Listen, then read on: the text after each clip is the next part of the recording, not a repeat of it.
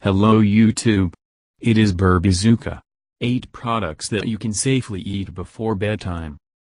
Overweight face many of us, as we are constantly in time trouble. There is no time to cook at home. In total, we are surrounded by a lot of goodies with a huge amount of sugar and bad cholesterol. There are people who genuinely want to lose weight, but cannot fall asleep, feeling hungry. First they turn in bed, and then the diet goes to nothing. Today we will tell you about 8 products that you can safely eat before going to bed without fear of getting better. So, let's go, dear friends. Cucumbers. These beautiful vegetables consist of water and minerals, so you can safely eat them. Just do not overdo it, since it's a burden on the kidneys. Bananas.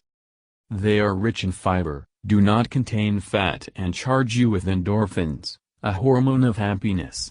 Also, a banana is recommended to eat after a workout. Cheese. Rich in protein and almost does not contain calories. It will suit both as an independent dish and as a pleasant snack. Turkey. This is the most dietary meat that can be found. And not a chicken, as we all used to think. Boil a little turkey or bake it with herbs. You will definitely like it.